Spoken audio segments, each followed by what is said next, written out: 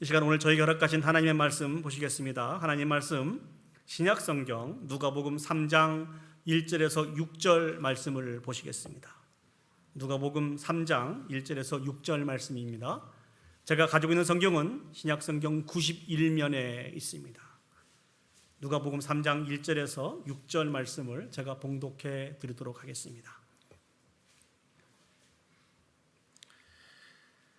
디베료 황제가 통치한 지 15해 곧 본디오 빌라도가 유대의 총독으로 헤롯이 갈릴리의 분봉왕으로 그 동생 빌립이 이두레와 드라고이 지방의 분봉왕으로 누사니아가 아빌레네의 분봉왕으로 안나스와 가야바가 대제사장으로 있을 때에 하나님의 말씀이 빈들에서 사가랴의 아들 요한에게 임한지라. 요한이 요단강 북은 각처에 와서 죄사함을 받게 하는 회개의 세례를 전파하니 선지자 이사야의 책에 쓴 바 광야에서 외치는 자의 소리가 있어 이르되 너희는 주의 길을 준비하라. 그의 오실 길을 곧게 하라. 모든 골짜기가 메워지고 모든 산과 작은 산이 낮아지고 굽은 것이 곧아지고 험한 길이 평탄해져질 것이요 모든 육체가 하나님의 구원하심을 보리라 함과 같으니라. 아멘. 오늘 누가복음 3장 1절에서 6절 말씀을 통하여서 하나님의 말씀이 임한지라라고 하는 말씀의 제목으로 여러분들과 같이 은혜를 나누기를 원합니다. 개인적으로 오늘 누가복음 3장으로부터 시작하면서 몇 주간 누가복음을 통하여서 주신 은혜를 같이 묵상하며 나누기를 원합니다. 옥하는 목사님이 요한이 전한 복음이라고 하는 그런 책을 쓰셨는데요. 그 책에 있는 이야기를 여러분들에게 소개를 해드리면서 설교를 시작할까 합니다. 옥 목사님께서 대검찰청 신의회 연말 예배에 설교자로 이렇게 요청을 해 주셔서 거기에 참석을 하셨다고 합니다. 이제 예배를 다 마치고 이게 식사를 하면서 교제를 하고 있는데 그때 검찰총장이 나오셔서 그 인사말을 하는데 그 인사말에 이 옥 목사님이 충격을 받으셨다고 그래요. 그 검찰총장이 인사말을 어떻게 했는구니 저는 매일 아침 출근하면 성경을 읽은 다음에 늘 이렇게 기도합니다. 주님 눈에 꼭 드는 검찰청이 되게 하옵소서. 제 남은 임기 동안 저의 최우선 순위가 이 검찰의 복음화입니다. 주님 이루어 주시옵소서. 여러분 검찰청 하면 무슨 생각이 드세요? 좀 무서운 생각이 좀 들긴 드시죠? 죄가 없어도 왜 이렇게 무서운지 모르겠습니다. 그런데 그런 속에서도 하나님이 하나님의 사람들을 세우셔서 하나님의 일들을 진행해 가신다는 것입니다. 이 목사님이 계속해서 이야기를 하시는데요. 많은 분들이 교제하면서 기독교 교도소에 관한 이야기를 하더래요. 그러면서 하는 이야기가 우리나라에도 미국이나 많은 선진 국가들처럼 기독교 교도소가 세워져야 된다. 그렇게 의견들을 얘기하더랍니다. 그리고 그 말씀을 나누고 있는 현재 그 시간에도 이런 운동이 계속해서 확산이 되어가고 있고 일부 기독교 단체가 교도소를 운영할 그런 준비를 하고 있다라고 하는 이런 주제의 이야기를 하고 있는데 그때 마침 인천에 있는 지검장을 감당하고 계시는 그 분께서 이런 얘기를 하더랍니다. 그 교도소가 만들어지면 제가 그 교도소 소장으로 가겠습니다. 그러면서 하시는 이야기가 얼마든지 전도할 수 있지 않습니까? 얼마나 좋은 황금어장입니까? 라고 하는 이런 이야기를 들으면서 옥 목사님이 큰 충격과 은혜를 받았다는 것입니다. 하나님은요, 하나님의 사람들을 세우셔서 하나님의 일들을 감당하게 하시고 그 일들을 통하여서 영광을 받으시는 분이 하나님이십니다. 세상의 곳곳에서 지금도 수없이 많은 하나님의 사람들을 세우십니다. 그리고 그들은 마음속에 거룩한 마음의 소원들을 주시고 비전들을 주시고 그 일을 감당하게 하신다는 것입니다. 이 대열에 하나님께서 저와 여러분들을 불러주신 줄 믿습니다. 우리도 하나님의 이름으로 부르심을 받고 세우심을 받은 사람들이라는 것이죠. 간절히 소망하는 것은 우리 모두도 주님이 주신 그 사명을 잘 감당하여서 모든 영광을 하나님 앞에 올려드릴 수 있는 복 있는 인생들이 다 되시기를 축복합니다. 아멘. 자, 그런 우리들이 반드시 기억해야 될 것이 있습니다. 그것은 무엇일까요? 우리를 부르시고 세우신 그 하나님이 누구이신가 라고 하는 이 부분에 대한 분명한 확신을 가지고 있어야 된다는 것입니다. 성경을 보시면은요, 하나님 앞에 부르심을 받아서 세워진 많은 사람들이 등장을 하고 있습니다. 특별히 구약 성경을 보시면 많은 선지자들이 등장하고 있고요, 많은 또 제사장들이 등장을 하고 있습니다. 특별히 하나님께서 선지자들을 세워주시고 그들에게 사명을 주시면서 그 선지자들의 사명 감당을 통하여서 하나님이 꼭 드러내시기를 원하시는 것이 있습니다. 그게 무엇인 거니? 이스라엘의 하나님은 누구이신가? 하나님은 어떤 분이신가? 라고 하는 이 사실들을 선지자들을 통하여서 드러내시기를 원하신다는 것입니다. 저희들은 오늘 누가복음 3장 1절에서 6절 말씀을 본문으로 읽었습니다. 이 본문을 통하여서 부르심을 받은 사람이 있습니다. 그 사람의 이름이 누구죠? 요한입니다. 요한. 이 요한을 가리켜서 예수님 오시기 전에 선지자로서 부르심을 받은 마지막 선지자다라고 이렇게 저희들이 불려지고 있습니다. 저희들 오늘 본문을 통하여서 요한을 부르시고 요한에게 주신 그 사명을 묵상하면서 과연 우리 하나님은 어떤 하나님이신지를 묵상하면서 같이 은혜를 나누기를 원합니다. 첫 번째 우리가 생각해 보기를 원하는 것은요, 우리를 부르신 하나님은 온 땅을 통치하시고 다스리시는 하나님이십니다. 다시 한번요, 우리를 세우신 하나님은 온 땅을 통치하시고 다스리시는 하나님이십니다. 믿습니까? 아멘. 오늘 본문을 보시면 당시 유대 나라의 그 형편을 알 수가 있습니다. 매우 복잡하고 혼란스러운 모습인데요, 오늘 3장 1절 말씀을 보시도록 하겠습니다. 3장 1절 말씀을 다시 한번 보시겠습니다. 디베리오 황제가 통치한 지 15해, 곧 본디오 빌라도가 유대의 총독으로, 헤롯이 갈릴리의 분봉왕으로, 그 동생 빌립이 이두레와 드라고니 지방의 분봉왕으로, 두사니아가 아빌레네의 분봉왕으로.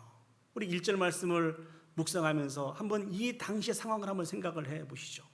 저게 등장하고 있는 디베리오 황제는 로마의 두 번째 황제입니다. 로마의 두 번째 황제가 유다를 다스리고 있는 시간들이었습니다. 그러고 보면은 북이스라엘은 BC 722년도에 멸망을 당했고요, 남유다는 BC 586년에 멸망을 당했습니다. 그러니까 586년에 멸망을 당하고 지금 이 순간까지 약 600년 동안 유다 나라는 세계 강대국의 속국으로 있게 되었습니다. 당시 총독으로 부임한 사람이 누구입니까? 우리가 너무나 잘 알고 있는 빌라도가 유대의 총독이었습니다. 이 사람은 약 한 10년 동안 유대의 총독으로 있게 되었습니다. 그리고 특별히 로마가 점령한 많은 나라들을 소규모 지역으로 나누고 그곳에 분봉왕을 세웠습니다. 자, 한번 보시죠. 헤롯이라고 하는 사람은 갈릴리 지역의 분봉왕으로 세워져 있었고요, 그다음에 그 동생인 그 빌립이 이두레와 드라고니 지방의 분봉왕으로 세워져 있습니다. 그리고 아빌레네는 이렇게 북쪽 지역인데 그 지역의 분봉왕으로 누사니아가 세워져 있었다는 것이죠. 왜 누가복음을 기록하면서 이렇게 구체적으로 기록을 했을까요? 그게 두 가지 이유가 있습니다. 그 첫 번째는 예수 그리스도와 관련된 모든 일들이 지어낸 이야기가 아니라는 것이죠. 실제로 있었던 일이라는 것입니다. 바로 역사적인 사실임을 보여주기 위해서, 가르쳐주기 위해서 이 루가는 구체적으로 이와 같은 사실들을 기록을 하였습니다. 두 번째는 이스라엘이 여러 통치자들의 지배를 받고 있는 만큼 정치적으로 매우 암울한 시대였다는 것을 가르쳐주기 위해서 구체적으로 이와 같은 부분들을 기록을 한 것이죠. 자, 그렇다고 한다면 이제 종교적인 상황을 한번 살펴보도록 하겠습니다. 우리 3장 2절 말씀을 보시겠습니다. 안나스와 가야바가 대제사장으로 있을 때에 하나님의 말씀이 빈들에서 사가랴의 아들 요한에게 임한지라. 사랑하는 여러분, 지금 대제사장이 누구입니까? 안나스와 가야바라고 소개를 하고 있습니다. 이 대제사장직은 세습이 되었습니다. 그리고 종신직입니다. 그런데 로마 정부는 이 종교를 자신의 정치적으로 이용하기 위해서 그들의 마음대로 임명하기도 하고 또 해임하기도 했습니다.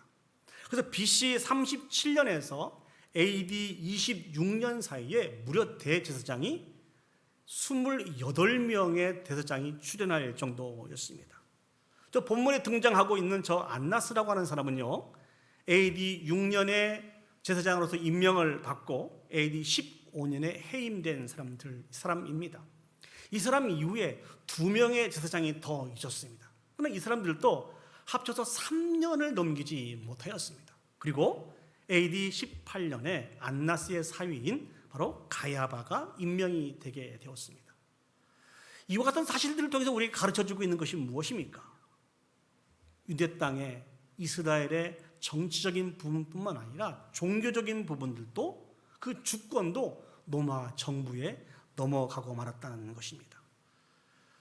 이때 유대인들은 그들이 가지고 있는 사고가 있었습니다. 어떤 사고가 있는 거니? 비록 로마의 정권에 의해서 대제사장이 해임이 됐다 할지라도 존경받는 그 제사장을 계속해서 그 임시직이 아닌 종신직으로 삼아서 존경하고 그 제사장을 인정하게 되었다는 것이죠. 그 대표적인 사람이 저 안나스입니다. 안나스라고 하는 사람은 참으로 오랜 시간 동안 대제사장으로 그 일들을 감당하면서 많은 유대인들에게 좋은 느낌을 갖고 있던 사람이 안나스였습니다. 그래서 로마 정부에서 가야바라고 하는 사람을 임명을 했음에도 불구하고 유대인들은 계속해서 안나스를 존중하고 안나스의 어떤 지도에 더 따랐다는 것입니다. 그래서 2명의 대제사장이 존재하는 그런 시대가 바로 이 시대가 되었다는 것입니다. 아무튼 오늘 성경을 보시면 안나스와 가야바가 대제사장으로 있었습니다. 이와 같은 모든 사건들을 통해서 우리가 알 수 있는 것이 무엇입니까? 이스라엘은 참으로 오랜 시간 동안 세계 강대국의 속국으로 지내오면서 정치적으로도 그렇고 종교적으로도 그렇고 안정되지 못하고 매우 복잡하고 혼란한 시간들을 보내고 있었다는 것입니다. 강력한 그 로마 정부의 힘 앞에 유대인들은 나름대로 자신들의 민족성들을 지키기 위해서 노력을 하긴 하였습니다만 그 로마 정부를 상대할 수 없었습니다. 그 힘 앞에 정치적으로도 그렇고 종교적으로도 그렇고 끌려다닐 수밖에 없었습니다. 역사의 주인공이 유대인들이 아니었습니다. 역사의 주인공이 강력한 힘을 가지고 있는 로마 정부였다는 것이죠. 그런데 이때 하나님께서 선지자를 세우게 됩니다. 3장 2절 말씀을 다시 한번 보시죠. 안나스와 가야바가 대제사장으로 있을 때에 하나님의 말씀이 빈들에서 사가랴의 아들 요한에게 임한지라. 하나님의 말씀이 빈들에서 사가랴의 아들 요한에게 임하게 됩니다. 구약 성경을 보시면 하나님께서 하나님의 뜻을 그 백성들에게 전달하기 위해서 하나님의 사람들을 세우십니다. 특히 많은 선지자들을 세우신다는 것이죠. 오늘 저렇게 하나님으로부터 부르심을 받은 저 요한은 앞에서도 말씀을 드렸습니다만 이 땅의 마지막 선지자로서 불림을 받은 사람입니다. 하나님이 이 암울하고 힘들고 어려운 이 시대에 하나님의 사람 요한을 부르신 이 사건은 우리에게 주는 교훈이 참으로 큽니다. 어떤 교훈입니까? 그 누구도 강력한 로마의 권력 앞에 설 수 없고 모든 역사를 주관하고 영향력을 끼치고 있는 그 세력이 로마 정부인 것 같은데 그렇지 않다는 것입니다. 모든 걸 주관하시고 통치하시고 다스리시는 분은 로마 정부가 아니고 하나님이라고 하는 이 놀라운 진리를 우리에게 가르쳐 주고 있는 것입니다. 하나님의 말씀은 역사하시고 지금도 많은 사람들에게 영향력을 주고 있는 능력의 말씀이라는 것이죠. 과거에 이스라엘 백성들이 아수르와 바벨론에 의해서 멸망을 당하게 됩니다. 그리고 그들이 포로로 잡혀가게 되었어요. 그때 그들은 정말 큰 충격과 좌절과 절망 속에 빠지게 됩니다. 나라가 멸망함으로 인해서 좌절하고 절망하고 큰 충격을 받는 것도 있습니다만 더더욱 큰 충격인 것은 이방 땅의 포로로 잡혀가는 것입니다. 이방 땅의 포로로 잡혀가는 그 일들은 고국을 떠나서 이방 땅에서 포로 생활을 한다고 하는 이 충격보다도 이 사실들이 주는 의미가 더 큰 충격인 것입니다. 그것이 무엇인고니 그 이방 땅에는 하나님의 통치하심이, 하나님의 다스리심이 미치지 않는다라고 생각을 했기 때문에 그렇습니다. 그러니 좌절할 수밖에요. 절망할 수밖에 없지 않습니까? 그들의 이 모습을 너무나 잘 알고 계신 하나님께서 그들에게 선지자를 두게 되십니다. 그 선지자가 누굽니까? 대표적인 선지자가 에스겔 선지자와 다니엘 선지자입니다. 하나님께서 그럼에도 불구하고 그 이방 땅 포로 생활하고 있는 그들에게 선지자를 주셔서 하나님의 말씀을 듣게 하셨다는 것입니다. 이 일들은 역사를 주관하시는 분이 하나님이시라는 것입니다. 지금 당장에는 아무런 증거가 눈앞에 보이지 않지만 하나님의 말씀을 통하여서 하나님을 바라보게 해주시고 하나님이신 희망을 품게 하시고 용기를 가지고 하나님의 때를 기다릴 수 있도록 하나님께서 선지자를 허락해 주셨습니다. 저는 오늘 말씀을 준비하면서 지금 우리가 살아가고 있는 이 시대가 오늘 성경에서 표현하고 있는 유대의 시대와 비슷하다라고 하는 그런 생각을 했습니다. 그렇지 않습니까? 지금 우리가 살고 있는 이 시대도 너무 복잡스럽고 혼란스럽고 한치 앞을 내다보지 못하는 그런 시대 아닙니까? 여러분, 코로나로 인해서 이렇게 힘들고 어려운 시간들을 보내게 될 것을 생각을 해보셨습니까? 이렇게 과학이 발달하고 의학이 발달했음에도 불구하고 그 코로나 바이러스로 인해서 우리가 정말 힘들고 어려운 시간들을 보내고 있습니다. 많은 분들이 이구동성으로 그렇게 말씀하시더라고요. 언제 이것이 끝날지 모르겠다. 그렇지 않습니까? 뿐만 아니라 지금 우크라이나에서는 전쟁이 멈춰지고 있지 않습니다. 수없이 많은 사람들이 죽음을 당하고 건물들이 파괴되고 고국과 고향을 떠나서 피난길에 오르게 되었습니다. 지금 시대는요, 쉽게 아군도 될 수 있고 쉽게 적군도 될 수 있는 그런 시기입니다. 그들의 이익만 맞으면 얼마든지 평화롭게 화평하게 지낼 수 있는 그런 시대입니다. 얼마든지 전쟁을 막을 수 있는 그런 시대란 말이죠. 그런데 그럼에도 불구하고 그 땅에 전쟁이 이렇게 오랫동안 지속이 되고 많은 사람들이 큰 슬픔과 좌절에 빠져 있습니다. 그 영향으로 말미암아 경제적인 전망도 그리 밝지 않은 것 같습니다. 누가 생각이라도 해봤겠습니까? 우리 주변의 정세도 매우 불안하고요, 예기치 않게 다가오는 많은 문제들로 해서 큰 어려움을 겪고 있는 것을 우리가 생각해 볼 수 있습니다. 이 땅을 바라볼 때 그렇게 정의할 수 있는 것 같아요. 야, 정말 소망 둘 데가 없구나. 어디에 소망이 있을까? 그러나 그런 여러분들에게 오늘 말씀을 통해서 말씀드리고 싶은 것이 있습니다. 절대로 하나님을 놓치지 마시라는 것입니다. 모든 역사를 주관하시고 통치하시고 다스리시는 분은 하나님이십니다.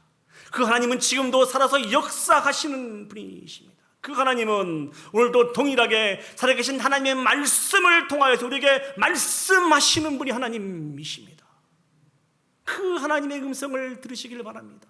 그 하나님의 말씀을 붙드시는 저와 여러분들이 되시길 바랍니다. 선포해 주신 그 하나님의 말씀을 통해서 우리 삶의 기준을 삼아야 돼요. 무엇이 선인지, 무엇이 악한 모습인지, 무엇이 옳은 것인지, 무엇이 옳지 않은 것인지 기준을 삼아야 됩니다. 무엇이 길이고 진리고 생명인지 그 말씀을 통해서 깨달아 알아야 됩니다. 그래서 하나님이 기뻐하시는 그 모든 말씀들이 우리의 삶 가운데 귀하고 아름답게 열매 맺혀갈 수 있도록 온전한 순종을 드리고, 반면에 하나님이 너무너무 싫어하시고 미워하시는 그런 것들이 우리의 삶 속에서 열매로 맺혀지지 않도록 철저히 말씀 중심의 삶을 살아서 죄악들을 온전히 제거하면서 그렇게 살아야 됩니다. 간절히 소망하는 것은 하나님의 모든 말씀이 우리의 삶 가운데 왕노릇할 수 있기를 소망합니다. 하나님의 말씀과 우리의 의견이 충돌이 되면 무엇을 내려놓아야 될까요? 하나님의 말씀을 내려놓아야 될까요? 아니지 않습니까? 우리의 생각들, 우리의 의견들, 우리의 의를 내려놓고 하나님의 말씀을 쫓아 살아가야 됩니다. 사랑하는 여러분, 그렇게 삶을 살아가게 될 때 비로소 하나님이 기뻐하시고 선하시고 온전하신 뜻을 분별하며 살아갈 수 있습니다. 하나님의 말씀이 있는 곳에 소망이 있습니다. 하나님의 말씀이 없는 곳에 소망이 없다고 하는 이 사실들을 꼭 기억했으면 좋겠습니다. 저와 여러분들은 말씀하신 하나님의 말씀에 온전한 통치를 받으며 살아가는 복된 인생인 것을 꼭 기억했으면 좋겠습니다. 우리가 그렇게 살아갈 때 참 행복한 삶을 살아갈 수 있는 것입니다. 2022년도가 시작이 되면서 저희 교회 가운데 계속 진행하고 있는 그런 운동이 있죠. 하나님의 말씀을 열심히 읽는 그 일들과 하나님의 말씀을 열심히 쓰는 그 일들을 감당하고 있습니다. 사랑하는 여러분, 잘 감당하고 계신가요? 혹시 이 일들을 감당하고 계시면서 숙지하듯이 내가 오늘 창세기를 쓰기로 했으니까 창세기 열심히 써야 돼 하면서 숙지하는 마음으로 쓰는 데만 너무 집중하고 있지는 않은지요? 2022년 성경을 내가 일독하기로 했으니까 열심히 성경을 읽어야 돼 하면서 읽는 데만 집중하고 있지는 않은지요? 물론 전혀 하지 않는 것보다 훨씬 낫습니다만 기억했으면 좋겠습니다. 우리가 쓰고 있는 그 말씀이, 우리가 읽고 있는 그 말씀이 하나님의 말씀이라는 것입니다. 그 말씀은 살아있는 말씀입니다. 능력 있는 말씀입니다. 하나님이 그 말씀을 통하여서 우리를 온전히 통치하고 다스리기를 원하시는 말씀입니다. 그 말씀을 기억할 때 우리는 살아날 수 있습니다. 그 말씀을 기억할 때 우리의 모든 문제가 다 해결될 수 있습니다. 매 순간순간 말씀 중심의 삶을 살아서 하나님 앞에 영광 올려드릴 수 있는 저와 여러분들이 되시기를 예수 그리스도의 이름으로 축복합니다.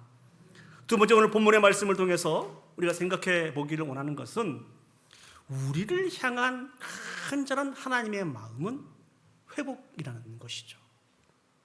위로라는 것입니다. 축복이라는 것입니다.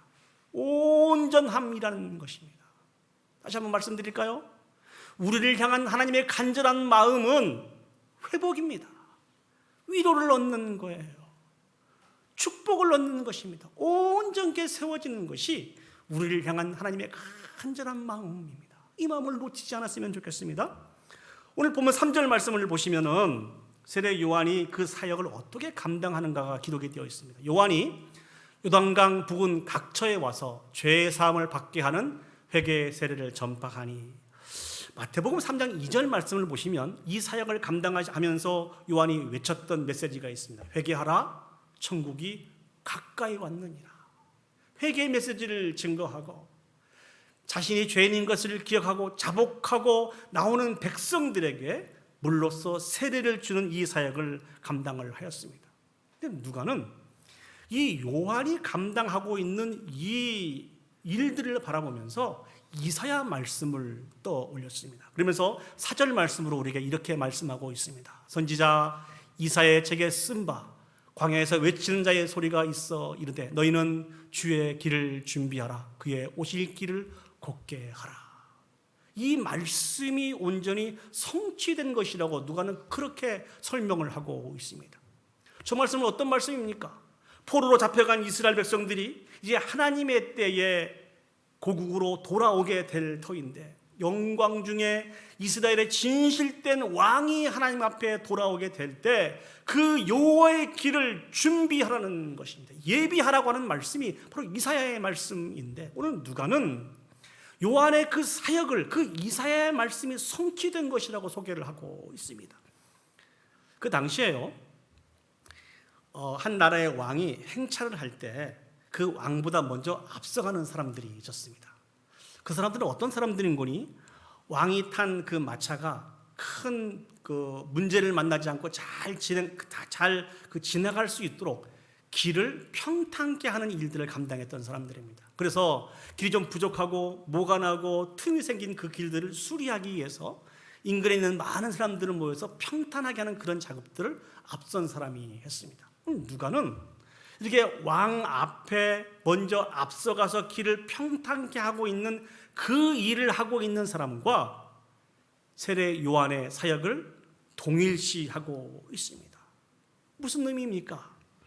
우리 가운데 영광의 왕으로 예수 그리스도가 오실 터인데 그 예수 그리스도를 온전히 영접할 수 있도록 모난 우리의 마음을 기경하는 그런 사역으로 이 누가는 세례 요한의 사역을 설명을 하였다는 것입니다. 이 말씀을 보다 쉽게 우리 삶 속에 적용을 한번 시켜보기를 원합니다. 저희 은사님이 내시는데요, 김성수 교수님은 이 부분들을 이렇게 해석을 했습니다. 오늘 요한의 사역은 한번 보여주시죠. 마음이 산이나 언덕까지 높아서 하나님의 은혜에 굴복하고 회복하지 못하는 교만한 심령들을 낮추는 사역이라 그렇게 해석을 했습니다. 그리고 나같이 악독한 자가 어떻게 용서를 받을 수 있으랴 절망하고 시리에 빠진, 이번에는 낮아진 그 심령을 높이는 사역이라는 것이죠. 하나님의 은혜와 사랑은 무한하여서 그 어떤 자도 용서하심을 받을 수 있다는 이 사실들을 일깨워서 하나님의 은혜 앞에 나갈 수 있도록 하는 사역이라는 것이죠. 넘겨주시죠. 또한 마음이 뒤틀리고 비뚤어져서 하나님의 은혜를 영접하지 못하고 오히려 의심하고 불신하는 그 심령의 마음을 곧게 하는 사역입니다. 또 진실된 마음으로 은혜 앞에 나갈 수 있는 그런 사역을 하고 있는 것이 요한의 사역이라는 것이죠. 그리고 마지막으로 죄악으로 상하고 깨트러지고 일그러진 울퉁불퉁한 마음, 그래서 하나님을 거스리고 완악하게 된 그 심령의 마음을 다듬어서 부드럽게 함으로 죄사함의 은혜 앞에 감사와 순전한 마음으로 나올 수 있도록 인도해 주신 그 사역이 누구의 사역이라고요? 요한의 사역이라고 그렇게 해석을 했습니다. 사랑하는 여러분, 요한의 사역을 정리해 보면 이 은혜를 주시기 위해서 인간의 몸을 입고 이 땅에 오신 예수 그리스도를 기대하고 소망하며 하나님 앞에 나올 수 있도록 인도하는 사역이라는 것입니다. 저는 이 말씀을 준비하면서 정말 큰 은혜를 받았습니다. 왜냐하면 하나님이 선지자들을 세워주셔서 우리에게 많은 말씀들을 해주시는데 그 모든 말씀을 우리를 위로하고 격려하고 축복하고 회복시키는 말씀이라는 것입니다. 믿으십니까? 그 어떤 하나님의 말씀도 우리를 정죄하고 비교하고 판단하는 그런 말씀이 아니고 우리를 위로하는 말씀이라는 것이죠. 우리를 축복하는 말씀이라는 것이죠. 회복시키고 온전시키는 말씀으로 가득가득하다는 것입니다. 하나님에 대해서 오해하지 않았으면 좋겠습니다. 내 눈에 아무런 증거가 보이지 않는다 할지라도 하나님을 원망하고 내 자신을 정죄하고 비교하고 그렇게 살아가지 않았으면 좋겠습니다. 모든 죄악 가운데 우리의 마음을 지키고 특별히 언어를 지킴으로 말미암아 하나님 앞에 불평하지 않고 하나님에 대한 분명한 믿음을 가지고 살아갈 수 있는 저와 여러분들이 되었으면 좋겠습니다. 따지고 보면 우리가 만난 징계도 고난도 환난도 핍박도 우리를 온전케 세우기 위한 도구입니다. 여러분 알고 계세요? 자주 여러분에게 말씀을 드리는데요, 우리가 만난 징계, 핍박, 환난, 우리는 이런 것들로 인해서 망하지 않습니다. 이런 것들로 인해서 망한 사람은 본 적이 없습니다. 왜냐하면 이런 것들을 우리에게 허락해 주신 이유는 다시 한번 우리를 회복시키기 위함입니다. 치료하기 위함입니다. 온전케 하기 위한 하나님의 진실된 마음이 담겨져 있기 때문에 그렇습니다. 간절히 소망하는 것은 눈에 보이는 현실로 인해서 하나님 앞에 원망하는 모습으로 쓴 것이 아니고 하나님에 대한 바른 믿음을 가지고 주 앞에 사모함으로 간절한 마음으로 나갈 수 있는 저와 여러분들이 되시기를 예수님의 이름으로 축복합니다. 김동호 목사님의 간증을 나누면서 설교를 정리할까 합니다. 요즘 제가 토요일에도 그렇고 주일날 설교를 하면서 김동호 목사님에 대한 이야기를 많이 하는 것 같아요. 그 이유는 제가 이 방송을 통해서도 은혜를 좀 많이 받고 이 목사님이 쓰신 책을 통해서도 은혜를 많이 받아서 같이 나누기를 원해서 그런 것 같습니다. 잘 아시겠습니다만 이 김동호 목사님이 세 개의 암을 지금 앓고 계셔요. 한평생 하나님의 나라와 몸된 교회를 위해서 충성하고 헌신하신 그런 목사님이신데, 처음에 이 자기 몸에 암이 있다고 하는 이 사실들을 이렇게 들었을 때 정말 큰 충격을 받았대요. 하나님, 어떻게 그럴 수 있습니까? 내가 하나님의 영광을 위해서 이렇게 수고하고 애썼는데 어찌 이럴 수 있습니까? 근데 그런 반문을 하고 있는 이 목사님에게 하나님이 주신 메시지는 아주 심플하더랍니다. 하나님의 백성을 위로하라는 것입니다. 이 말씀을 들을 때 목사님이 반문을 했대요. 아니, 지금 위로가 필요한 것은 하나님 접니다. 제가 위로가 필요한데 저보고 누구를 위로하라는 말씀입니까? 그럼에도 불구하고 계속해서 반복해서 주신 말씀은 아주 심플한 말씀입니다. 하나님의 백성, 내 백성을 위로하라. 내 백성을 위로하라.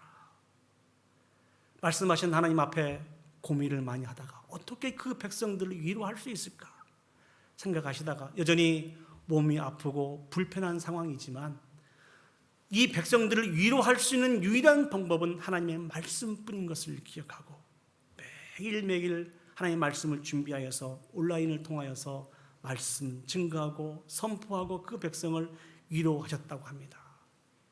이 사역을 감당하면서 느낀 것이 있대요. 이 세상에 하나님의 위로를 진실로 필요한 사람들이 너무너무 많다는 것입니다. 너무너무 많다는 것입니다. 그 백성이 좌절하고 절망하고 실패하는 것을 하나님은 원치 않으신다는 것이죠. 그럼에도 불구하고 하나님이 주신 위로를 통하여서 치료되고 회복되기를 원하는 것이 하나님의 간절한 마음이라는 것이죠. 이 마음을 이 목사님이 깨달아 안 이후에 여전히 몸이 불편하지만 자신의 몸을 쳐서 하나님 앞에 복종해서 매일매일 하루도 빠뜨리지 않고 하나님의 말씀을 통하여서 하나님의 백성들을 위로하였다고 합니다. 그 과정들을 통하여서 이 목사님도 조금씩 치료가 되고 회복되는 이 사실들을 느끼게 되었다는 것입니다. 사랑하는 여러분, 하나님이 진실로 우리에게 원하시는 것은, 주기를 원하시는 것은 심판이 아닙니다. 진실로 하나님이 우리에게 원하시는 것은 우리를 구원하시는 것입니다. 사망이 아니고 영생을 주시기를 원하신다는 것이죠. 매일매일 깊은 탄식의 소리를 올려드리는 것이 아니고 그 탄식의 소리가 바뀌어서 승리의 찬양으로 영광 올려드리기를 하나님은 진실로 원하셔서 오늘 또 우리에게 말씀하시고 우리의 인생을 인도해 가시는 분이 하나님이십니다. 그 하나님에 대한 믿음을 가지고 매 순간순간 하나님 앞에 나갈 수 있는 저와 여러분들이 되시기를 예수님의 이름으로 축복합니다. 이제 말씀을 정리하도록 하겠습니다. 세상이 갈수록 혼란스럽고 영적으로 더 어두워져가는 이때에 여러분은 무엇에 집중하면서 살고 계십니까? 또 어떤 소리를 내고 살고 계십니까? 우리는 하나님의 음성에 집중해야 됩니다. 하나님의 말씀에 집중해야 됩니다. 그럼에도 불구하고 하나님의 말씀에 집중해야 됩니다. 왜냐하면 세상을 주관하시고 다스리시고 통치하시는 분은 우리 하나님이시기 때문에 그렇습니다. 또한 그 하나님은 진실로 우리가 복된 하나님의 자녀가 되기를 원합니다. 치료가 되기를 원하고 회복이 되기를 원하고 온전케 되기를 원하는 마음이 바로 하나님의 마음입니다. 하나님의 간절한 마음입니다. 그 하나님을 기억하셨으면 좋겠습니다. 우리가 어떤 상황을 만난다 할지라도 좌절하고 절망하고 정죄하고 원망해서 살아가는 것이 아닙니다. 매 순간순간 하나님에 대한 바른 믿음을 가지고 그럼에도 불구하고 믿음으로 소망 중에 기뻐하며 살아가는 것을 하나님이 원하신 것을 살아가는 여러분 기억하시고 그렇게 살아가야 됩니다. 그리고 우리도 세례 요한처럼 하나님의 음성을 전하는 저 여러분들이 되시기를 예수님의 이름으로 축복합니다. 우리 자신을 통하여서 우리 교회를 통해서 더 많은 영혼들이 주님께 오심을 기다리고 계시는 분이 우리 주님이십니다. 우리와 같이 동일한 기쁨의 삶들을 살아가기를 원하시는 것을 기다리고 계시는 분이 하나님이십니다. 이 하나님의 마음을 헤아려 알아 우리를 세워주신 그 사명들을 잘 감당하여 영광 올려드릴 수 있는 저와 여러분들이 되시기를 예수님의 이름으로 축복합니다. 아멘. 우리 오늘 주신 말씀을 기억하면서 함께 마음을 모아서 하나님을 찬양했으면 좋겠습니다. 아바 아버지, 아바 아버지, 나를 안으시고 바라보시는 아바 아버지, 나를 도우시고 힘주시는 아버지, 주는 내 마음을 고치시고 볼 수 없는 상처 만지시네, 나를 아시고 나를 이해하시네, 내 영혼 새롭게 세우시네. 이 가사를 기억하시면서 진실된 치료와 회복과 온전케 됨이 우리 가운데 회복되어졌으면 좋겠습니다. 다시 한번 주님과 동행하는 복된 인생을 살아갈 수 있는 저와 여러분들이 되었으면 좋겠습니다. 우리 다 같이 자리에 일어서셔서 우리 가사를 기억하시면서 하나님 앞에 찬양 올려드리도록 하겠습니다. 아바 아버지,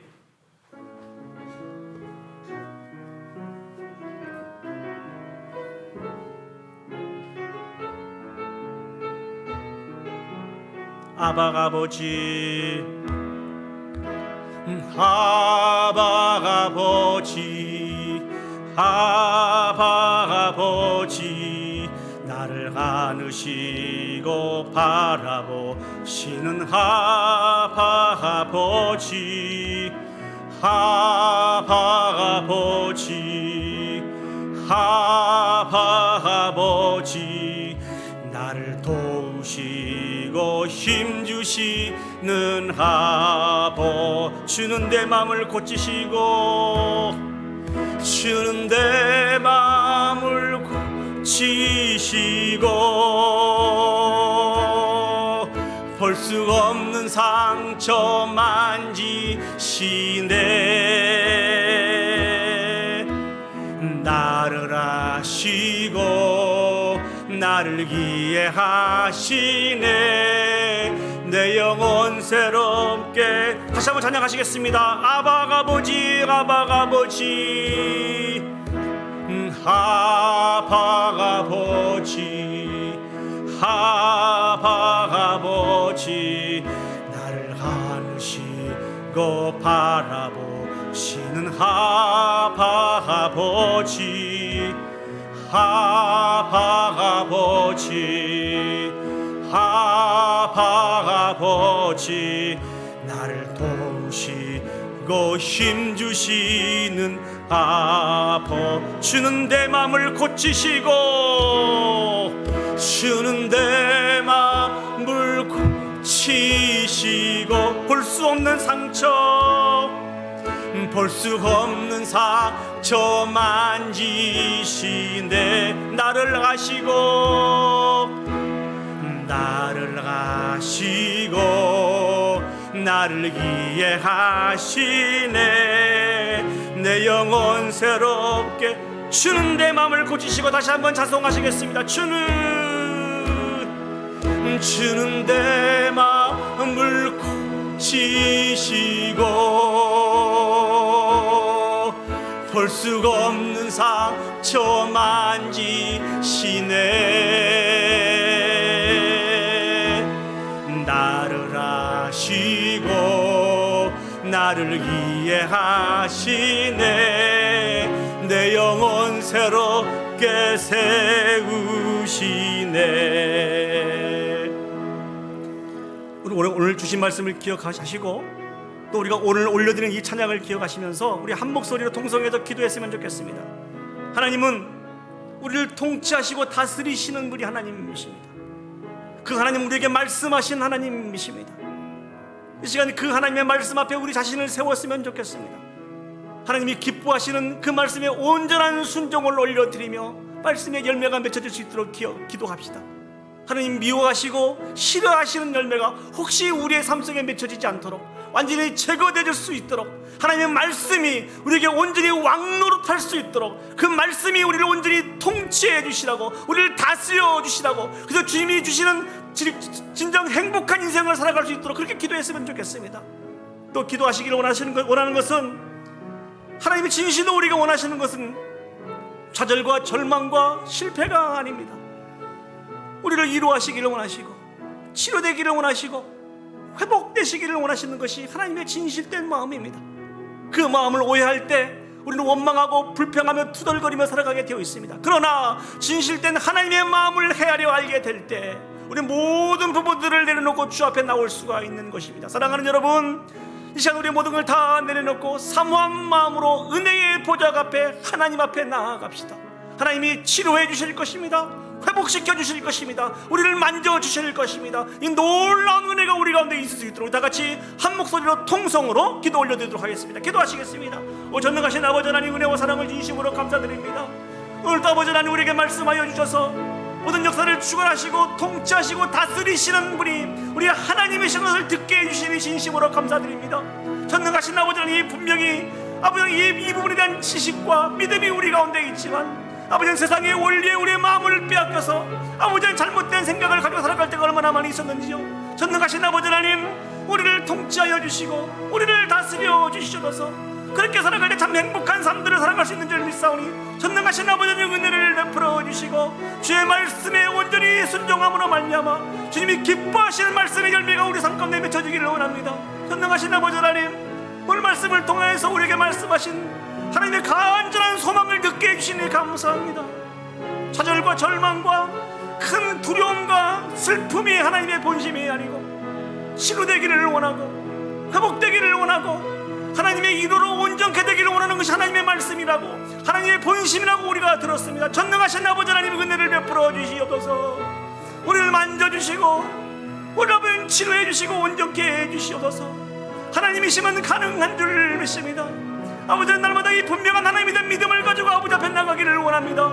우리 교회를 만져주시고 우리 가정을 만져주시고 특별히 우리의 자녀들을 만져주셔서 예수 그리스도의 교회가 아름답게 지어지며 세워져 가게 해주시옵소서. 전능하신 아버지 하나님, 이제 세례 요한이 그렇게 살았던 것처럼 우리도 진실로 하나님을 고백한 우리들도 우리가 통로가 되어서 아직도 예수 그리스도를 알지 못하고 죽어가는 많은 심령들을 주께 돌이키는데 우리 개인이 그렇게 사용되기를 원합니다. 아버지는 우리 교회가 그렇게 사용되기를 원합니다. 주님 은혜를 베풀어 주시옵소서. 우리가 여기 있사오니 아버지는 우리를 사용하여 주시옵소서. 참 좋으신 아버지 하나님, 감사합니다. 다시 한번 하나님이 모든 역사를 주관하시고 통치하시고 다스리시는 분이시다고 하는 이 진리를 듣게 해주시니 감사합니다. 익히 알고 있는 사항이었지만 눈앞에 보이는 현실의 벽들과 많은 힘의 논리에 우리의 마음을 빼앗기고 믿음을 저버리고 역사의 주관자가 이 땅에 힘 있는 자인 줄 알고 마음을 빼앗기며 살아갈 때가 너무 많이 있었습니다. 그래도 좌절하였습니다.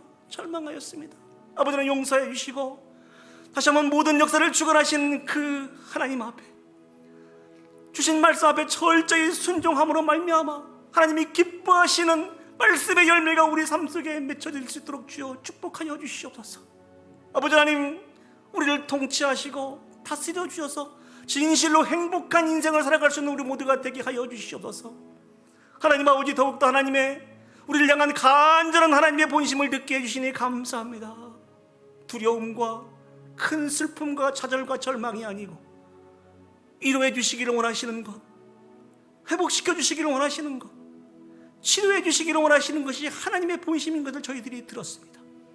이제 아버지 하나님, 모든 상식과 지식 다 내려놓고 겸손한 마음으로 은혜의 보좌 앞에 매 순간순간 나가게 해 주시옵소서. 아버지는 우리를 만져주시고 우리를 치료해 주시고 온전케 해 주심으로 말미암아 그 놀라운 은혜와 사랑을 입은 우리 워싱턴 제1장로교회 온 성도들이 이제는 세례 요한처럼 축복의 통로가 되어서 하나님의 은혜를 땅끝까지 증거하는 데 귀하고 아름답게 사용되어질 수 있도록 하나님 함께하여 주시옵소서. 주님 은혜를 베풀어 주시옵소서. 이제는 우리 구주 예수 그리스도의 은혜와 하나님 아버지의 무한하신 사랑과 성령 하나님의 감화 감동 역사 인도하신 은혜가 하나님께서 온 땅을 통치하시고 다스리시는 분이심을 기억하며 그분의 말씀이 우리의 삶 가운데 귀하고 아름답게 열매 맺히고 하나님의 위로로 온전한 치료와 회복을 맛보아 모든 영광을 하나님 앞에 올려드리기를 소원하고 결단하는 오늘 예배에 참석한 온 성도들 머리 위에와 그들의 가정과 자녀와 산업 위에 온 교회 위에 이제부터 영원히 함께 하시기를 간절히 축원하옵나이다. 아멘, 아멘, 아멘, 아멘.